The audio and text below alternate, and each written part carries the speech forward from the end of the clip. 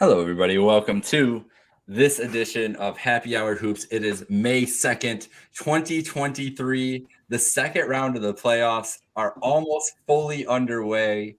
We start the last matchup tonight, the Lakers and Warriors, in what is one of the most anticipated second round series. But before we get to that, I'm joined by none other than our favorite guest here, guest host Amari McPherson, and our, as always, Stevie, Boston Steve, as otherwise known as. I was trying to go for it. I couldn't remember the city name. Yeah, you got to claim him now. It's been a rough Stevie 48 hours Boston. for Stevie Boston. There, that's what I was looking at. It's been a rough couple days. It's been a rough Stevie couple days for Boston. Stevie Boston. Yeah, you claim the city, and then rough couple days. City hasn't claimed me, that's for sure. they're I don't know what they're claiming right now. They're claiming a lot of things. So we got to start there, guys. We got to start there. Last night I tweeted about it, and StatMuse confirms it. Was literally maybe the best game of James Harden's career when you take in age, setting, circumstance, everything. James Harden is not like a guy, like we've all grown up with James Harden. We're all around the same age. Like we've watched his ascension and watched his prime and now his descent a little bit, but this felt like it didn't even feel like, I don't even know what this felt like. It felt like James Harden, like the master of all his powers, kind of. And I don't know how many times he could ever do this again, but that's what it felt like to me. How did you guys feel? We'll start with Steve and go to Amari. I mean, it was, I guess, unexpected for me. I did not expect to see this out of James Harden. And you're right. I feel like this was his best game. We've seen James Harden put up gaudy stat lines in his days with the Rockets, just insane stat lines. But in terms of like what the implications for this game were too, right? Nobody had the Sixers beating the Celtics last night. No one had them. I think they were 10-point underdogs. Embiid was confirmed out. People are saying the series is already over before it started. Celtics in 4, Celtics in 5. And the only way the Sixers beat the Celtics in this situation was if James Harden went nuts. Because I'll tell you what, on the other side of the ball, the Celtics had a couple bad turnovers at the end. Marcus Smart didn't have his best game. But on the other side of it, Tatum played well. Jaylen Brown played well. The Celtics still played their game. And the only reason the Sixers stayed in the game to the point where they could win it in the fourth quarter was because of James Harden. He was doing everything. And the biggest thing for me, the biggest thing where I think this is James Harden's best game, he only had 4 free throws. And when most people want to hate on James Harden, he scored 50 points, but he was 22 or 23 from the line. Or, he got fouled 14 times. James Harden only had 4 free throws. He made his shots. He was attacking the rim. His step back looked as iconic of a James Harden step back as we've seen in years. And he completely changed the direction of this series because now maybe Embiid comes back. I'm not sure when Embiid will come back, if he does. But either way, the Sixers are right back in this. Even if they lose game 2, you're a 1-1 and you have switched the home court advantage because James Harden played the game of his life in Boston. And as Stevie Boston doesn't love it, but Stevie the NBA fan can appreciate how great a basketball we saw and how we saw James Harden after what I thought, probably 3 years after his prime. Look like the best James Harden we've ever seen. Coming after, of course, in the most James Harden fashion earlier in the week. Oh, he was at a strip club. Oh, James Harden was doing this before they get. Does not matter. Strip club James is all the way back, baby. And we got a series. Once again. He is back. Oh, my goodness. He really is. Was strip club James? What happened? Oh my goodness, I don't even know. Maybe those rumors of him going back to Houston, played up in his mind before game 1, and he's like, you know what, I gotta throw it back to who I was in Houston. But no, definitely a great game. Nobody expected it, especially at this age, for him to go chuck up 14 threes, make 7 of them, and it was a close game. The whole game, and even it wasn't an easy win by any means, and the Celtics still could have won. Maxey put up over 20, even with Embiid out. I think they're a 9-point underdog for game 2.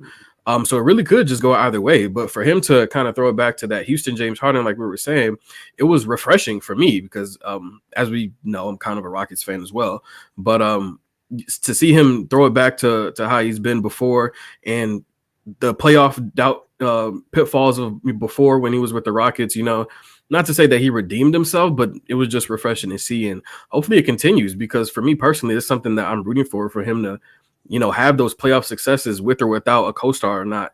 Now, I don't expect them to win the championship necessarily, but you just never know.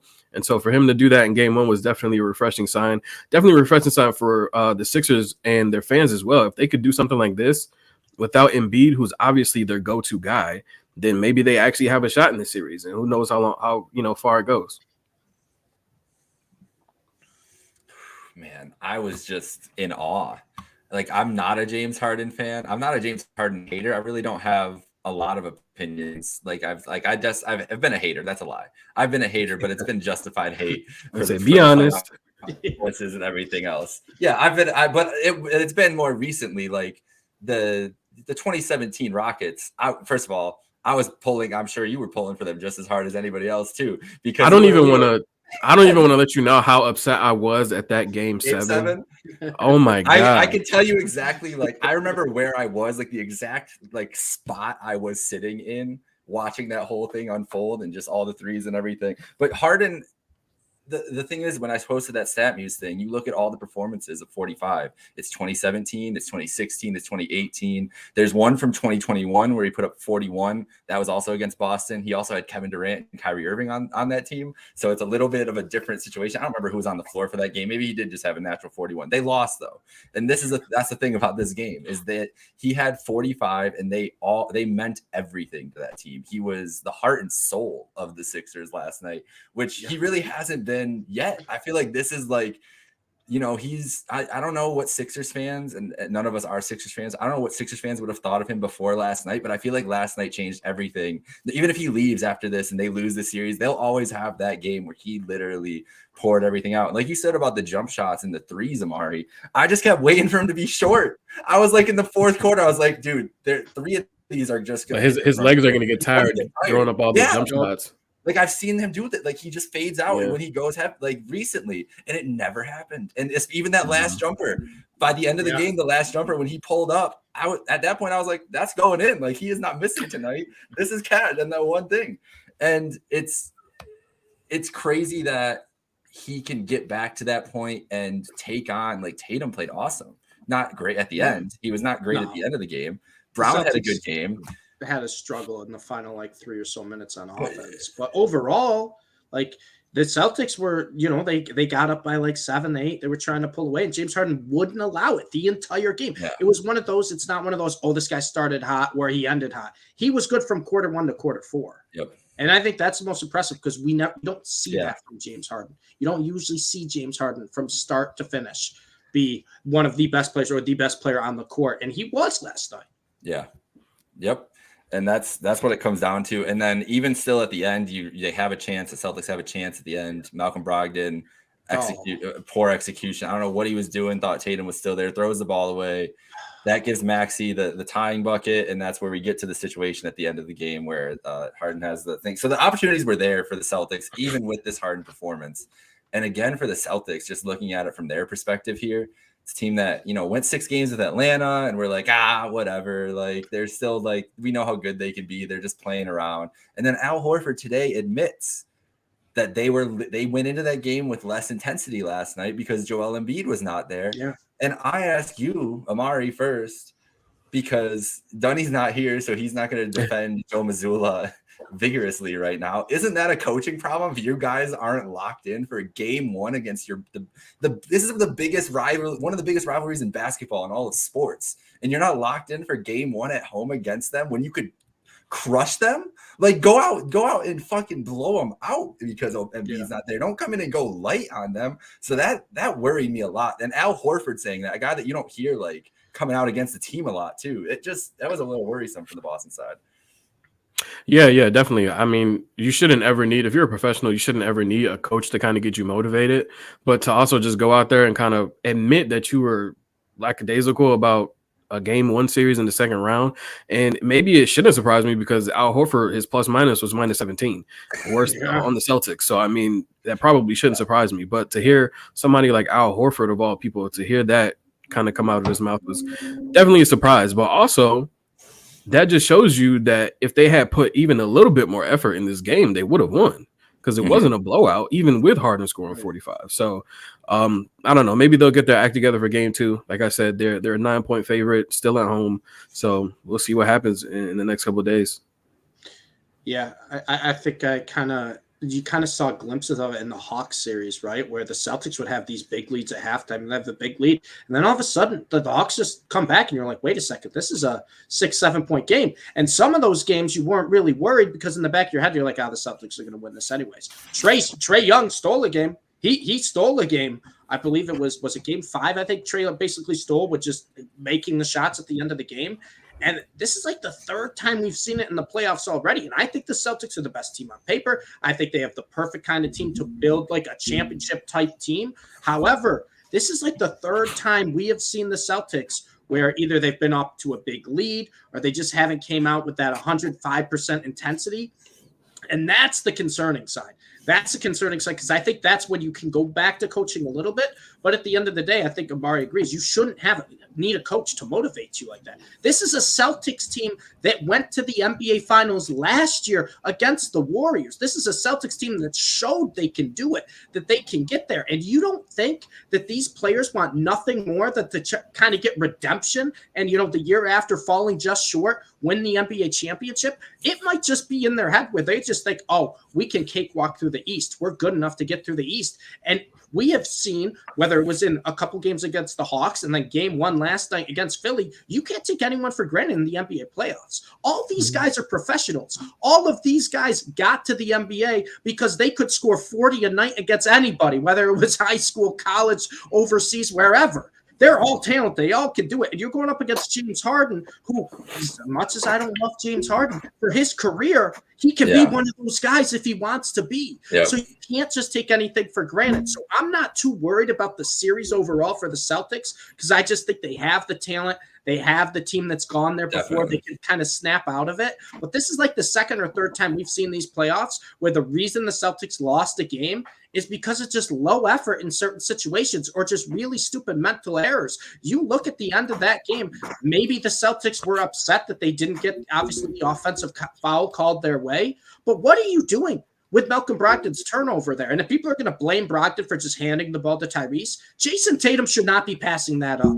I'm sorry. When the shot clock is at 3 seconds and you are the best player on the team, you're shooting that ball. I don't care if it's a contested shot. You shoot that because you're not throwing it to Malcolm Brogdon with about a second to go on the shot clock and making him make a play. You are the superstar. You were having a phenomenal game before pretty much the final 4 minutes. Act like it. Try to take the game over. James Harden did that. Jason Tatum didn't do that. And I think that comes back to the Celtics having that lackadaisical approach, which is something you can fix pretty easily because they have the talent, they have the players, they have the build for the team. But it's like you got to get there mentally. You have not won the East yet, despite what the Vegas books said before this series started. The Bucks getting eliminated, right? And then you have the Knicks beating the Cavs. You have Embiid out in game 1, possibly longer.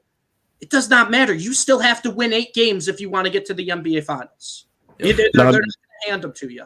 Do we think that all of that kind of played a factor more mentally because the top seed obviously got eliminated unexpectedly in the first round? So now they're just thinking, oh, well, like you said, it's just going to be a cakewalk to the finals. We don't really have to put in that much effort just for the Sixers to come in there and steal home court in game 1. Now, it took more of a heroic effort because they were out their best player. But nonetheless, now you're in game 2 still at home and you're down a game. You have to win 2 games just to get the series lead going into Philadelphia where they're going to have the momentum.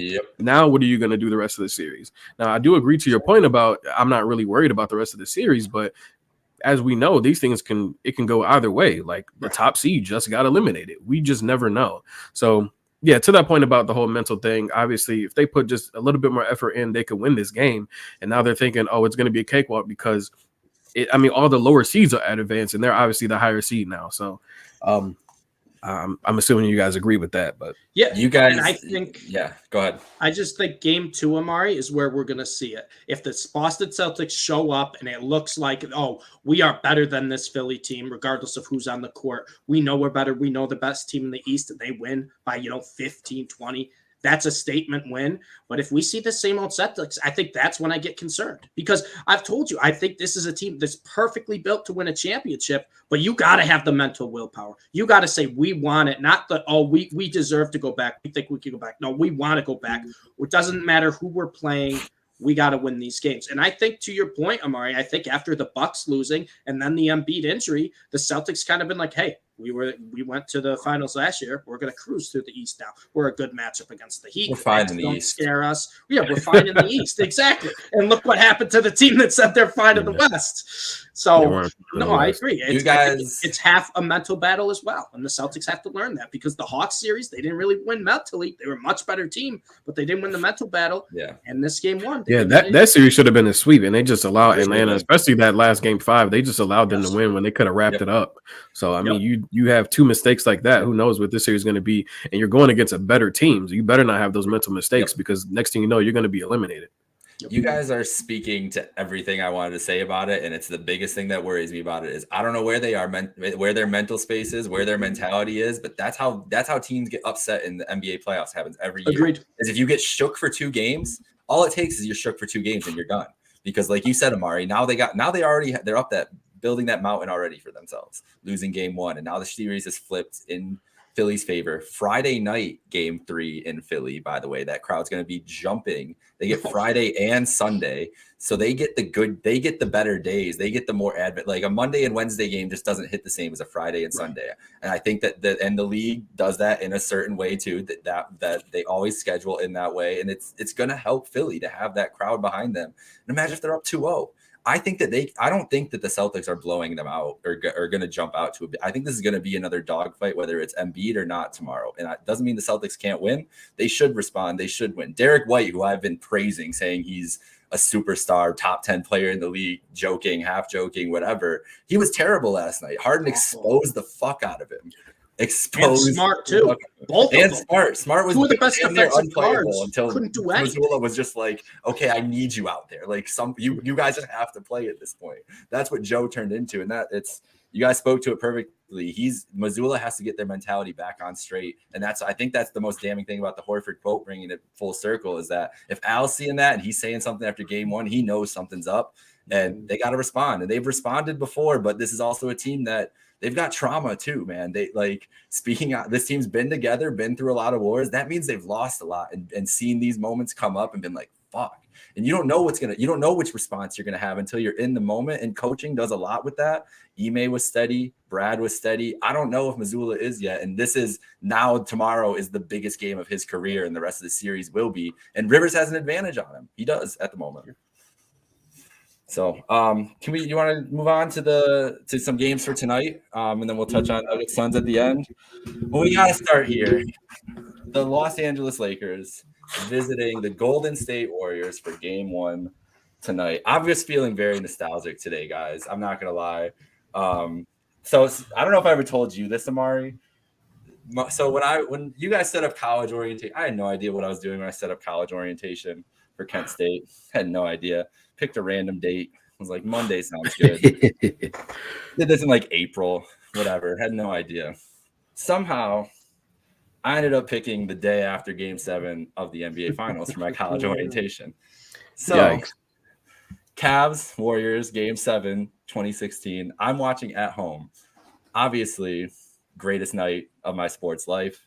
Yeah. The next day, I had to wake up at like 3 a.m, 3:30 to drive to Kent, Ohio, 3 hours. Didn't care. Best drive ever. I'm just listening to podcasts and all this stuff, talking about LeBron and the Cavs winning a title. Then proceeded to have the greatest orientation day ever in Northeast Ohio, because everybody was just wearing Cavs gear, and the greatest probably orientation. I can't imagine orientation parties even happen anymore, but it was a great night in Kent, Ohio. And I will always remember that. Never forget 2016 and those 4 years indebted.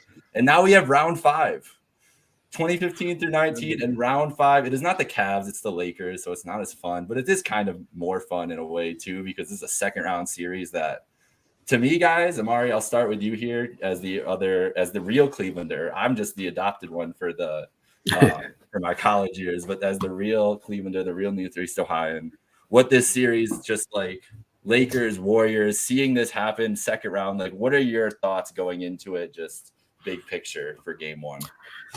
Honestly, nothing.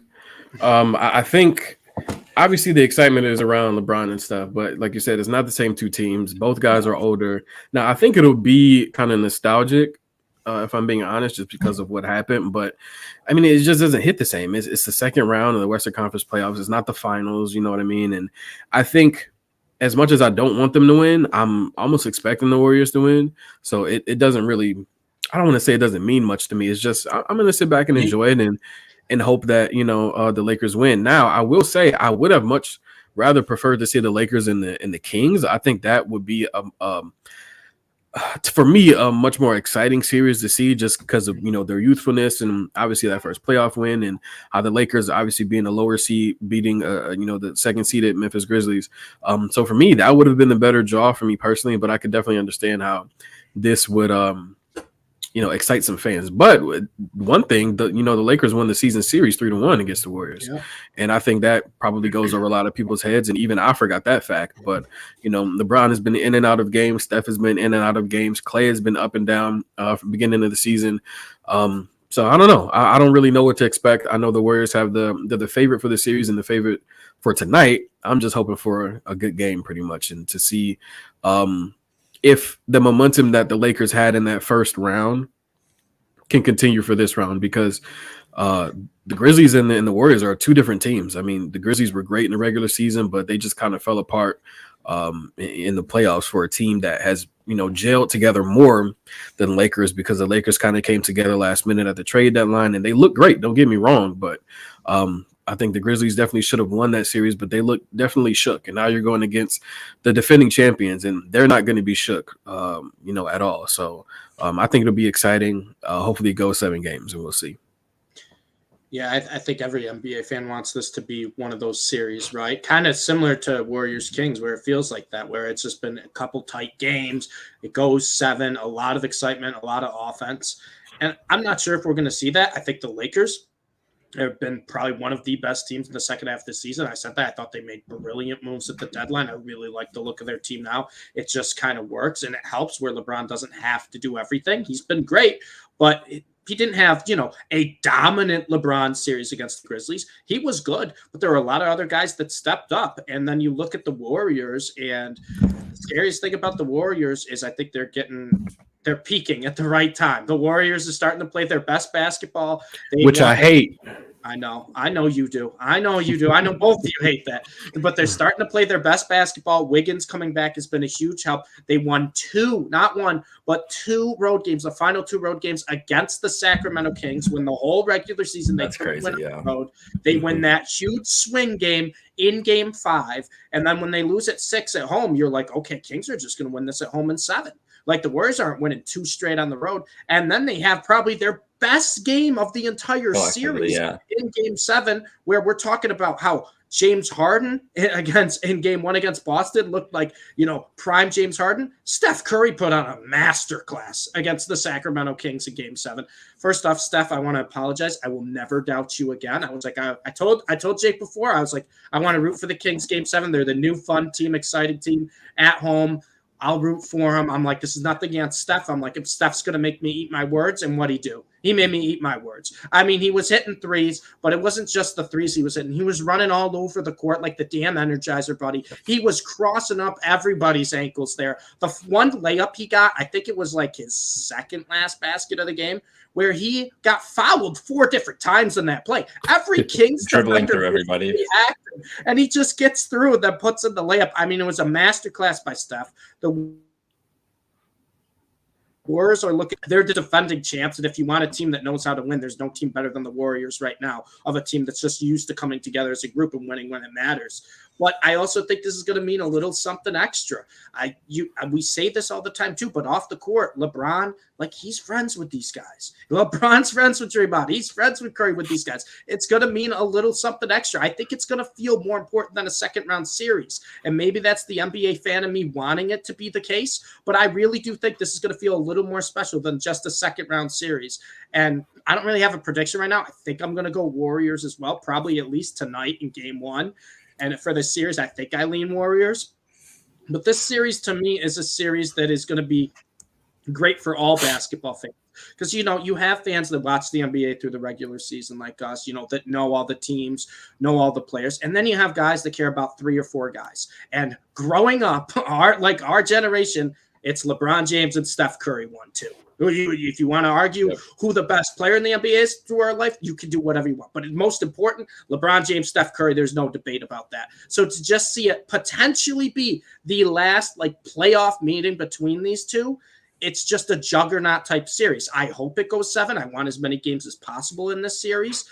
But I understand it's a little different with Lakers Warriors, obviously not Cavs Warriors. It's a little different there. But I feel like you just got to sit back and relax and enjoy this series because these are not only 2 generational type players that are going to war against each other and one, maybe potentially final playoff series against each other. This is also potentially could be a stepping stone to either of their final chance at an NBA title. Because if you win this series, and I know the Nuggets have looked great, and we'll talk about them later, but if you win this series, pretty good matchup where I think the West Conference Finals, regardless if it's Phoenix, Denver, LA, Golden State, whoever it is, I think that's going to be another war of a series. And all you got to do is get to the finals to win it. We've seen that. The East looks like it's having its own problems right now. But this is potentially not just a chance to beat the other guy in the series, LeBron versus Steph. This is a chance to be like, hey, let's go get one more ring. Yeah. And I think it's going to be fantastic for basketball. 100%. Yeah, you look at next round. If one of these teams get through and they play the Nuggets who are up 2-0, you're not pick. No one is really casual NBA. The NBA just sphere in general is not going to pick against LeBron or Steph to make the finals in that scenario, no matter what. And maybe that's just another cap in the disrespectful Jokic he's going to get tonight. When Joel Embiid's named MVP, I'm sure that's not going to cause any issues anywhere. No one's going to feel any type of way about that. Denver's going to win Game 3 by 25 if that happens. He said he doesn't care. What do you mean? Yeah, he did, but until he does. Okay. Exactly. But yeah, that's a great point, Steve. These two understand the moment they're in. That's the thing I think I'm most excited about when I talk about it's not the same, but just the fact that Steph and LeBron know what this means, what it means for everything you just said, all the stakes that are at line, but also the legacy thing at stake with them. LeBron, especially being 1-3 against Steph, is probably feeling some type of way. And especially with his Lakers tenure, I mean, they have a title, but obviously has not gone how anybody has thought it's going to go. And I think, Complex put an article out that this means more for Steph. And I think there's way more pressure on LeBron to get something done as a Laker here in what is the biggest non-final series that he's had there. Because if he lose, what's going to happen if they lose. If the Lakers lose the series, what happens. We know how this turns out for LeBron's just the general consensus on LeBron is if he loses the series to Curry. And he won't get as much credit for beating the Warriors if it happens either. That's just how these things go. I think Curry is deserving of that credit if the Warriors move on 100%. But it's just how this thing has played out for 20 years now. And I think that the pressure is squarely on them on the road tonight. Who knows? LeBron usually sits back for these game ones, but maybe this is a game one more where he's going to come out guns blazing and try to set the tone and get a lead in this year. I really don't know what to expect from this, basketball wise at all, these teams matching up, because I think did they play after the trade deadline? Maybe one game after the trade deadline they played against each other, but most of their matchups were earlier in the year. So this is really the first look we're having with the new look Lakers at full go against the Warriors who are full strength. Yeah. I think the biggest thing for me, if you guys want to touch on any one last thing, Kevon Looney and Anthony Davis. Looney might be able to dominate Davis for stretches in this series, and I think that's what's going to end up being the difference. Honestly, I'm just remembering Mitchell Robinson, just seeing the trauma of his offensive rebound. But Looney's going to do the same thing, and Davis is not going to have a good game every night. Well, I'm glad you brought his name up because he's kind of been the unsung hero of the Warriors. He out-rebounded Sabonis by 29. Kevon Looney has been the unsung hero. And he's one of those guys where I think it was on the broadcast of Game 7, they called him, oh, he's the perfect role player. And he really is. He's been with the Warriors for their title runs, right? Everyone thought, oh, when they drafted James Wiseman, he's going to take over as the big man, or the Warriors should play small. And they do sometimes at the end of games play small. Looney comes out of late game rotation. But for the most part, Looney plays every game for this team. I think he played every game again this year. He starts pretty much every single game for them, and he just does what he needs to do. And he stepped up big time in the Kings series. You said he out-rebounded Sabonis. Looney averaged 15 rebounds a game, 4 assists. I think he was getting a decent amount of offensive boards, and he doesn't need to do anything else to score. He just needs to be that body down low. He needs to get the boards, and it's one of those eye test things too. When you watch that Kings series against the Warriors, there were just so many second chance buckets the Warriors would score be off of a Kevon Looney offensive rebound. And he's one guy who I think deserves a lot more credit than he'll ever get, and he'll never get this credit. He's not a household name. He'll never be a household name. But Kevon Looney is part of the reason the Warriors can create the type of team they can, because they have a guy like that. Doesn't matter. He doesn't need to score. He doesn't need the ball in his hands. When he gets it, he's looking to pass to an outside shooter. But he is one of those guys who's a big body down low. He can get rebounds. He's very, very smart with kind of how he gets his rebounds or how he plays defense. And he's someone who just has great on-court awareness, but is also just a monster down low. And I'm glad you brought his name up because he's someone no one else talks about, right, Yeah. Jake? But he was probably the main reason the Warriors won that He was series. huge. He was awesome. He probably was. He neutralized Sabonis, both offensively and defensively. Awesome. And he does it. He always is like this in the playoffs. He's so Always. smart. I didn't know that he was a 5-star prospect, which explains a lot of like the athleticism and everything else. And he had a lot of injury issues. And there was a big story in the New York Times a couple of weeks ago, actually, about how he's embraced like yoga. Him and Moses Moody are like yoga buddies, and they do it every day before practice and everything. But just like the attention to detail that he realized, like, I'm getting injured all the time. I can't be effective. Like, what do I need to do? And found a way to be an impact player on the Warriors for this whole time. And he's been such a key part to this run and everything else. And I think he'll have a huge impact, just with, because it really, Amari, if AD is, if he plays to his standard for 5 of 7 games, they should win the series. He should be theoretically the best player in this series, right? You're muted, Amari. Or your mic's unplugged. Oh no, I think you're muted. There you go. Okay, there we go. Yeah, with the whole Anthony Davis thing, I do think it'll be a more difficult series. I don't know how difficult, but I mean, if we're being honest, he was just able to kind of skate by in the Memphis series because the past Jaren Jackson Jr., they don't have Brandon Clark or Steven Adams. So it'll definitely be a more difficult series. Now, I do think of AD's ability to kind of stretch the floor, but when you have somebody behind Looney like Draymond Green who can kind of defend 1 through 5, it really probably doesn't even become an advantage at that point because they have a backup defender who can also defend AD in stretches when Looney doesn't. So I think AD will be kind of fine, but I definitely don't think that he'll have the series that he does against Memphis. And at that point, it'd just be kind of everybody else to kind of pick up the slack, whether it's LeBron or the bench or Rui or somebody. Austin Reeves to kind of score those points like it was in Memphis. But at that point, it'd just be kind of everybody else to kind of pick up that slack. So, yep. Reeves is going to outscore Poole in this series. I think if I could bet that, I would. Yeah, I agree because Poole, he's just been kind of off. We don't really know what's going on with him, and if I'm being honest, I don't really care. But to their point,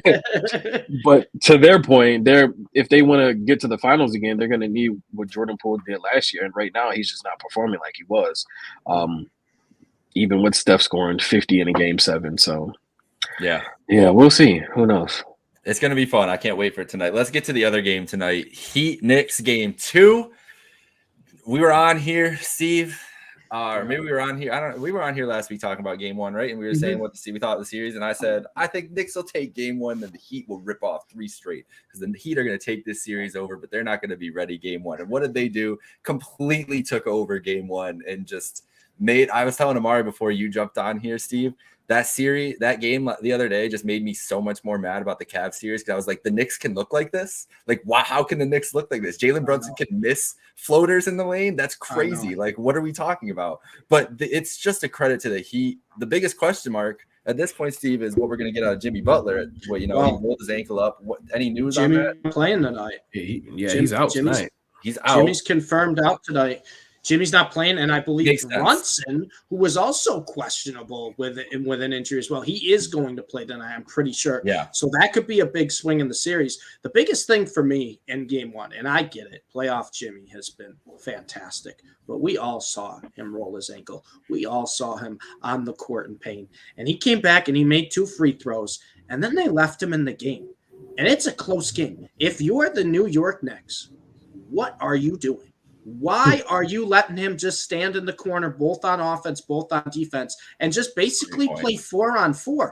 What are you doing having Josh Hart guard Jimmy Butler in the corner, who's basically out of the play, who's no threat to score, no threat to shoot? And you can clearly tell because at any other game during these playoffs in the fourth quarter, Jimmy's the one running the offense. He's the one who's got the ball through him. So you have him in the corner. If you're the Knicks, you got to try to isolate that. You got to try to do a pick and roll or something to get Jimmy moving, to give yourself an advantage, to force the Heat's hand to take Jimmy out of the game, because every basketball fan who's watching could clearly tell that Jimmy Butler was not even probably 80% at the end of that game.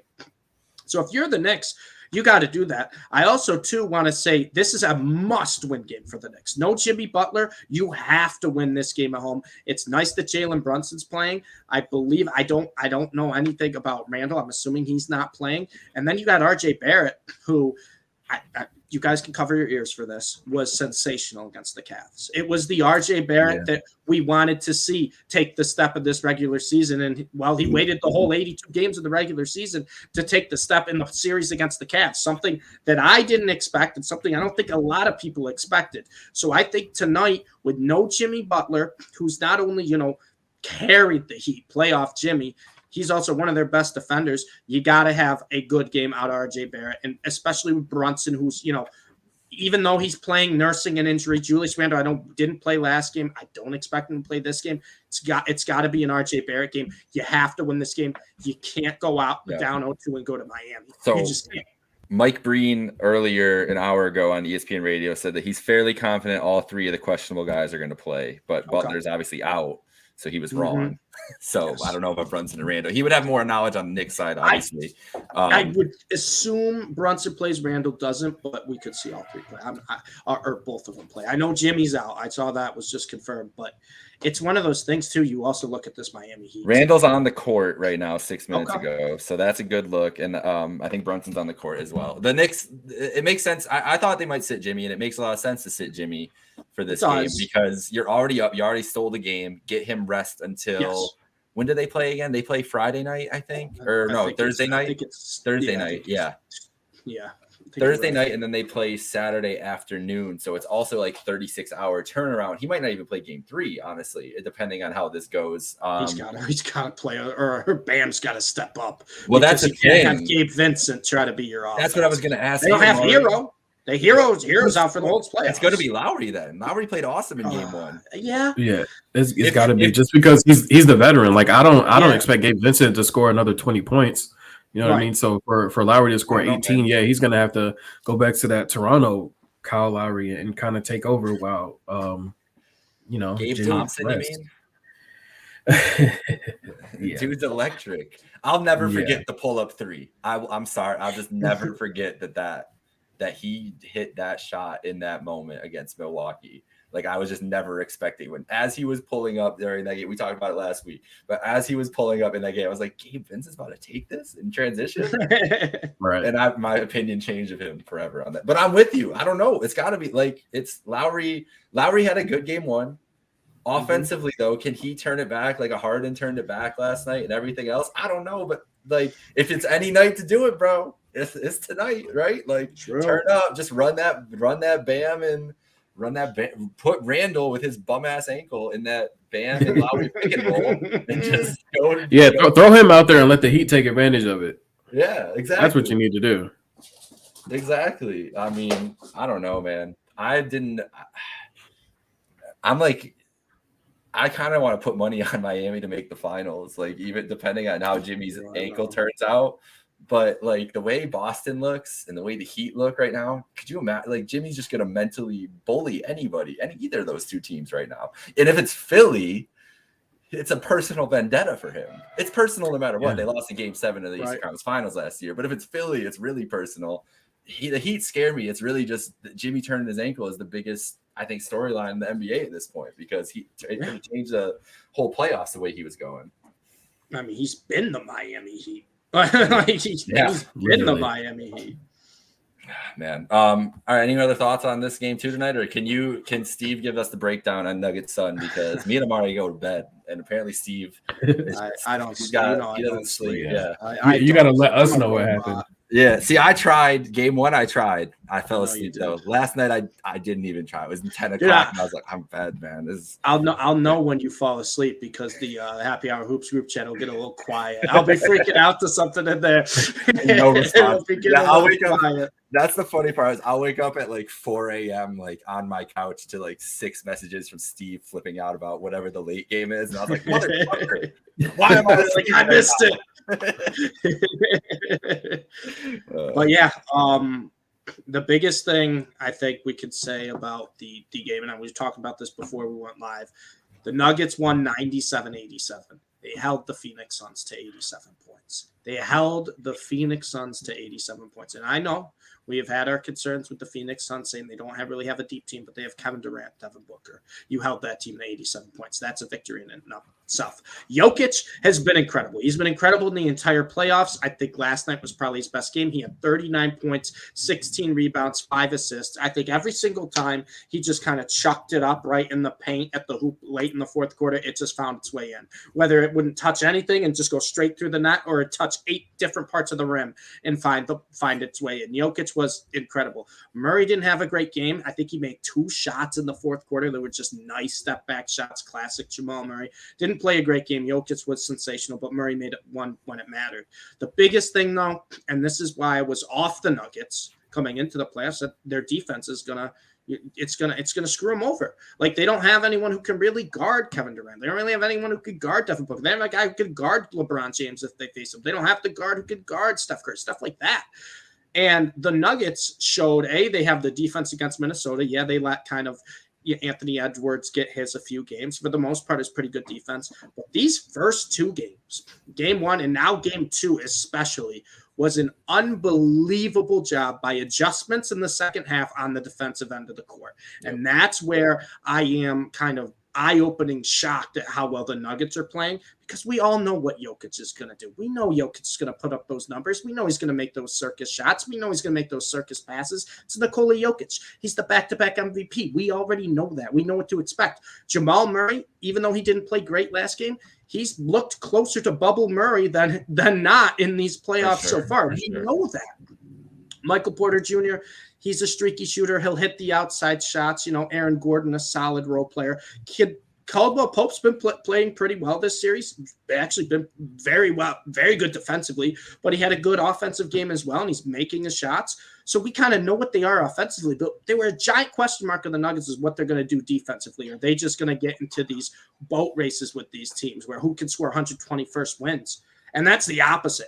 They held the Phoenix Suns to 14 points in the fourth quarter. And not only did they hold the Suns to 14 points, yes, Devin Booker and Kevin Durant are going to take a lot of shots, and KD didn't play great, 10 of 27 from the floor, 2 of 12 from 3. But the Nuggets late in the game, when they were finally starting to pull away, when the Suns, I think they were up 5 going into the fourth, or the Suns were up 5 at the start of the fourth, whatever. And right off the bat, Nuggets went on a run. They get up like 6, 8 points, and they're kind of trading baskets. And then all of a sudden, the Suns down to 2 seconds on the shot clock, campaign, panic 3 in the corner. It just uncomfortable shots that they don't want to take. Devin Booker with 4 guys in his face. Stuff like that, where the Denver Nuggets defensive adjustments in Game 1 and Game 2 not only said, they're a threat to win this series, they're a threat to go all the way. Because that's been the biggest concern, was the Nuggets' ability to play defense against these teams that have these type of superstars. Can they match up against them? And I don't know what happens at halftime, but we've seen back-to-back games throw that out. Minnesota, I didn't really expect them to be a threat against the Nuggets. I've seen back-to-back games against the Phoenix Suns. The Phoenix Suns, who I believe were the favorite to win the West before these playoffs started. We've seen back-to-back games where the Nuggets have made not only the Suns look uncomfortable, but made the Suns be forced into situations that they don't want to play in on the basketball court, where the Denver Nuggets have just really dictated not only the pace, but they've dictated the type of looks the Suns are getting late games. And that is with Devin Booker and KD still getting up a ton of shots. Game 1, KD was kind of an afterthought. Devin Booker was kind of an afterthought. Didn't take a lot of shots. Game 2, KD and Devin Booker took 56 combined shots, and they were held to 87 points. All the credit goes to the Denver Nuggets defense right there. And I know the Suns are kind of a two-man show right now. Chris Paul. Especially Chris Paul hurt, yeah. He got hurt. We'll see what happens rest of the series. But he hasn't been playing well even before he got hurt. DeAndre Ayton, we know DeAndre Ayton at this point, super inconsistent. But the Nuggets are just, their defense is the reason why I think they can not only win this series, but they can win the whole thing. We have not seen the Nuggets play this good of defense the entire season. And game 2 was that displayed. It was amplified of how well this team can play defense when it matters. And that's scary.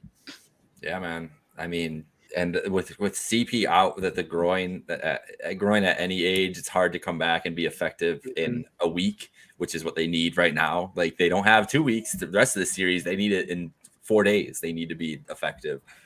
So who knows what's going to happen.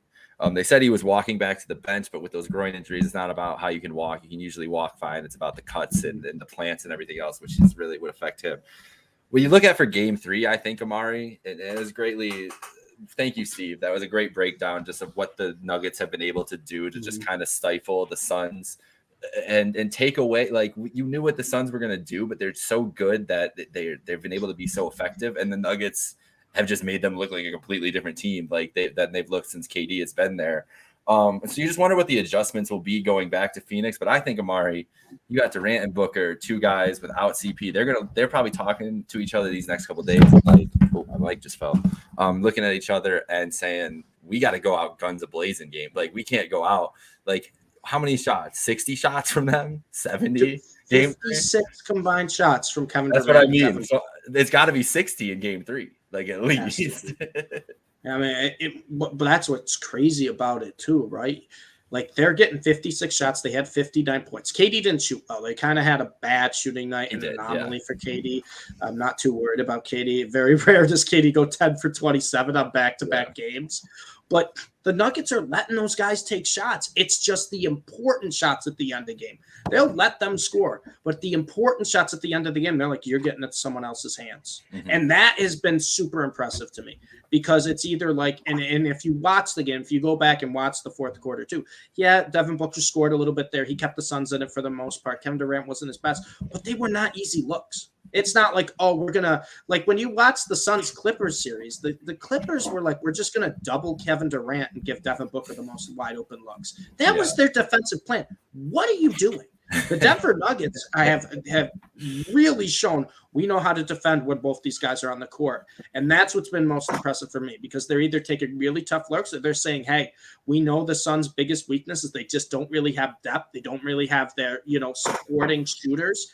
Let someone else beat us. And so far in 2 games, that hasn't been the case. Now, do we really think that the Nuggets are for real? Is it their defense, or is it just Phoenix not showing up? Because, I mean, even with Jamal Murray, he didn't play well, didn't shoot well, 3 of 15 in the last game. And yet he was still, plus 14, while Booker and Durant combined were minus 11. And we saw how many points that they put up. But do we really expect the Nuggets to kind of go all the way? And this is me acknowledging how well that they look right now. Mm-hmm. But even the Suns, if they want to win the next game, especially with Chris Paul out, they have to get Ayton more involved somehow. Agreed. I don't know how he's going to perform better, but he looked a lot better 2 years ago when they were making their finals run. And you thought, okay, this is something that we could get used to, especially if the Suns are going to kind of hang around and be near the top or at the top of the Western Conference. And for whatever reason, that just hasn't happened. He's standing behind the backboard watching other people fight for rebounds. I don't know what happened. But if they're going to win, they need to get him more involved, even if you're going to have Durant and Booker put up all the shots, because, like you said, that lack of depth, they don't have anybody else to kind of really score for them, especially because they traded away who they did have to get KD. And now you're kind of seeing the ramifications of that now, which can kind of be forgotten until you get to this point. But I don't know. I'm not saying that I expect the Suns to get swept, but right now I don't really see how they pull out any win, even if they're at home in Phoenix. And so I don't really know what to expect out of them. And that's literally the only thing I can think of is that Denver has the best home court advantage in the NBA, and they're the best team in the league. So it's really hard to go there anytime, but especially this year. And maybe that's what flips it on its head is role players don't play as well for Denver. And maybe you get like a hot campaign or something like that. But that's the only thing I can think of at this point. That I will say too, if we're ranking the guys who can just take over a playoff game in terms of, I'm hot, I'm gonna just make whatever I want. No matter what the defense is, it's going in. Devin Booker and KD are both near the top of that list, right? The only other ones maybe you put ahead is maybe Steph Curry and then playoff Jimmy Butler at this point, right? But those are two of the guys near the top who are like, if I'm hot, it's just going in. And we have already seen that in the Clippers series with Devin Booker, where the Clippers were like, we're just not going to let KD beat us. And Devin Booker's like, I'm just going to beat you. Anything I want is going in. So I think that's the way the Suns can get back in, right? Because then you'll have the home crowd behind you. It's much easier with the momentum, too, when you have a hot superstar shooter like that, when they're just feeling it, when they're just chucking up from whatever, heat checking everything, and it's going in. That's when you can really kind of gain momentum and put the Nuggets in a tougher spot. But I'll say right now, Amari, I just was I had my doubts about the Nuggets. I was very disinterested in them, but I didn't think the Nuggets were really that enticing of a team or exciting team. I was like, yeah, we know they got Jokic, the back-to-back MVP. We know Jamal Murray's very good, but the other role players, they go up and down. Like, it's an okay team. I just don't think they'll put it all together. And Minnesota series, they looked really good, but Minnesota, I was like, it's the Minnesota.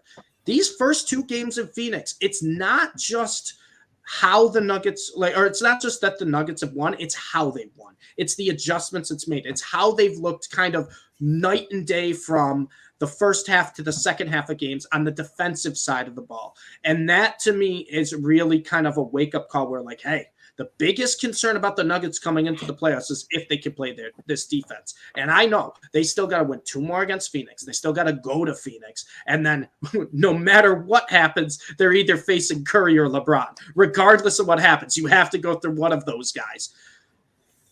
The defense looks good. And I'll tell you what, right now, there's not many teams that have anyone who can stop Nikola Jokic, and DeAndre Ayton is not that guy right now. You are not that guy, pal. DeAndre Ayton has not been that guy, and I don't think he will be that guy. So if the Nuggets can keep this defense up, like we said, they held the Suns to 87 points with KD and Devin Booker. I don't care who else is on the team. That's a win in itself. The Nuggets have really opened my eyes where they might be a legitimate threat now. And we're starting to see it too, where finally, after 3 weeks, the betting odds, the books are finally starting to respect the Nuggets, where they were, I think, before this series started, 9.5 to 1 to win the NBA Finals. Now down to like 4 to 1 or something. It's the Nuggets are not only, all winning games, they're passing the eye test. And that's the biggest thing we've never seen from the Nuggets before in previous playoffs. They're passing the eye test finally. All right. The real question I have for you, Steve, is how's Meerkat feeling as he's not here? Meerkat's feeling pretty good. I haven't seen Meerkat in person in a few days. I know you haven't. He got sick. I've talked to him a little bit. He's feeling pretty good. He doesn't seem worried right now. He's loving how Jokic is going. He was a little upset, though. He was a little upset after last night because he had a same-game parlay that would have hit, but Jamal Murray couldn't hit a 3. He couldn't hit a 3. He was 0-9 from 3. But other than that, Meerkat's feeling really good. And the one thing Meerkat pointed out to me, which I think, after he pointed out, I kind of realized Kentavious Caldwell-Pope's playing pretty well. He's playing pretty well. And when he plays pretty well, he's probably the Nuggets' best on-ball defender. And if he's making his open shots, because teams are going to leave KCP open to shoot threes, that's scary, man. Yeah, KCP, you talk about that defensive side. That's a real man on the defensive side. He's going to be able to give whoever on the perimeter hell, whether that's Steph, whether it's, Reeves, Russell, whoever it could be in the next round. He's going to do a lot. All right, any other thoughts on anything before we go? I think that's pretty good. Have a quick question. Like I was saying, I just want to know how demoralizing that the Suns must feel, because when you have that kind of that offensive output from your 2 best players, and you lose by 10 while Jamal Murray only scores 10 points, how do you feel in that locker room going into game 3? You're already down 2-0. Like, do you really think that you have a chance? And I'm sure that they do. I mean, I don't expect I was them to gonna say, really I know but it's two like, guys. I know two guys who think that they have a chance, and that's their only shot anyway. and that's true, because to Steve's Yeah. point, the two guys that can just go out and make any shot whenever they want to are on, in Phoenix. Mhm. But to that point, we saw what they did in game 2, and yet they lost by 10 points. So it's how can you translate that into a win to try to stop these guys? Because, like you're saying, Denver, their depth is performing at a much higher level right now than Phoenix is. So how are you going to stop them, especially having the 2-time MVP, and still kind of, sneak out a win when 2 of your best guys are performing, even if they're not shooting well, they're putting up the points that you need to win, and yet you still come out with the loss like that. So it's kind of like, I mean, where are you mentally? I think they need someone else to step up a little bit, just take a little bit off. And they do, and that's why I brought up Ayton, because it's like, if you're not going to have Chris Paul, we've seen what Ayton can do. It's just that he doesn't do it often enough. And if they're gonna get at least a game 3 win going into game 4 with a little bit of momentum, they need him to do a lot better, even if it's not necessarily like, I mean, whoever you want to pick, but it's just like they just need somebody down low to kind of help them along. Throw some lobs or something. Some offensive rebounds like Looney to get them some second chances. Like we saw Mitchell Robinson, unfortunately, we keep bringing him up, but they need something like that, and to give them some more chances.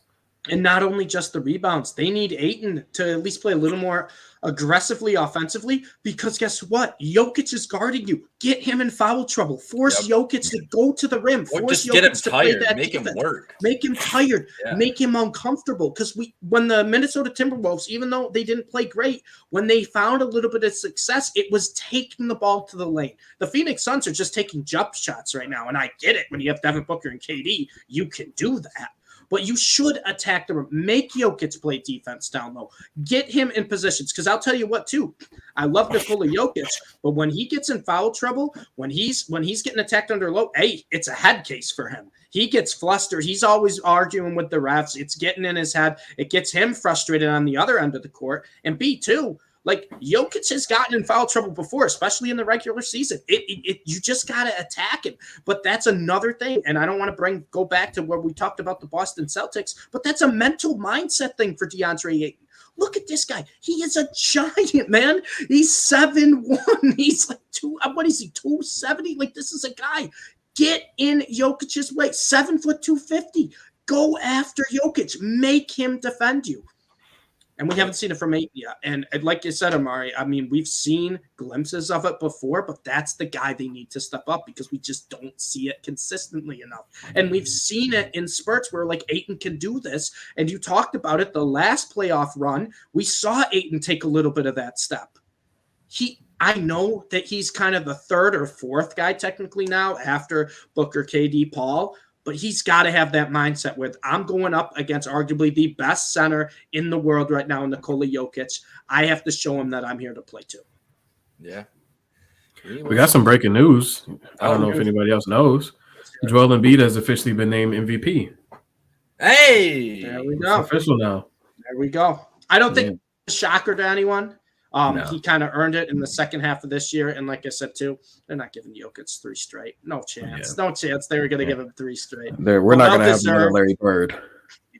But well-deserved, too. It was one of those things where I think Embiid got MVP as well for his play over the past 3 seasons. We talked about this a few times on the pod where he was one of those guys, Giannis, Jokic, Embiid, where they've just been some of the most dominant players for 3-4 seasons. It's just a matter of time. I'm happy that he got his. You can't tell the story of the last 5 years without saying those 3 names when you're talking about it. And it's well-deserved. Hopefully he's back tomorrow, too. Hey, I'd like to see him. That'd be a fun series. That'd be a fun game, because Celtics back against the wall, and now Embiid's back. And just the Boston crowd giving it to him after he gets named MVP. It's gonna be a fun atmosphere. So, hey, congrats, Joel. Hey, maybe Jokic is mad though. You think he cares now? I would say, hey, look out Phoenix, because you're already down 2-0. Now you're gonna lose by 30. Did you see the voting at all too? Did they release that yet or no? No, I didn't see it. Yeah. Okay. Man, wow. He definitely deserves it though, especially after last season. It was so close of a race last season that it almost feels kind of like a makeup. Like you really didn't you couldn't go wrong naming either one person MVP. But with Jokic winning it last year, it was his second of two in consecutive years. It almost felt like, okay, Embiid, if he kind of repeats, putting up another 33 points this year, you just kind of had to give it to him. He definitely took it, especially those last couple meetings against Jokic. And I think Embiid didn't play. Embiid or Jokic didn't play the last of their two meetings. I can't remember, but Embiid looked good against the Nuggets in his first game. So it's just kind of that head-to-head matchup. You just kind of had to give it to him. And he was the best player after the All-Star break, without question. I think he was the most dominant player without the All-Star break. And it also helped, too. We talk about team success plays into MVP a little bit. They had more the 76ers, they looked like one of the best teams because of Joel Embiid. So, well-deserved. I know there might be a certain Nuggets fan who might be upset because the Nuggets were the one seed. He had his best statistical season. Whatever. Embiid deserved it. I'm glad he got it too because, like you said, Jake, like Giannis, Embiid, and Jokic, they have been some of the most dominant basketball players over the past handful of years. I'm happy that they all got one. Shout out Joel. One of the best success stories in the NBA too. Like, that it's amazing that he made it to the league and is successful as he is. So on that note, shout out Joel Embiid, shout out Amari and Steve for being here. Shout out all you listeners, everybody that followed along here. Subscribe wherever you get your podcasts. Follow us at Happy Hour Hoops 1. Boys, we got game 2, Knicks Heat in about 20 minutes. I'm gonna try to stay up for that Lakers Warriors game. I'm about to make I feel like I have to for tonight. It's game 1. You just got to see how that series is gonna go. I was literally saying earlier. I was like, I'm 26 years old. LeBron and Steph 38, 35. This might be the last time ever. If I can't for 7 nights stay up till 11:30 Central Time, what am I? What am I? I honestly do think it's a crime. Like, what are they doing? 10 o'clock on a weekday? What are we doing? You know what? I should have put this in news and notes. You want to know one of some of the best news of the day is NBA Finals games will not start at 9 Eastern. They will start at 8:30 this year again. Oh, that's fantastic! Isn't that amazing? Shout out Connor. Shout out JBC. Hell yeah! But yeah, 8:30 starts, guys, and that's 7:30 for me. I'll be done with finals games by 10 o'clock. Oh my god! But those games, those games end at like midnight, like Eastern. I know. It's crazy. And it's the finals, so you have to stay up the entire time. Yeah, you're locked in, and then you're so tired after because you're like, I had so much adrenaline, and it's like, shit, I gotta wake up in 5.5 hours. Right. Oh man. So yeah, that's a great poll there. But yeah, all right, boys, let's enjoy the night. Have a great night, folks. I got nothing.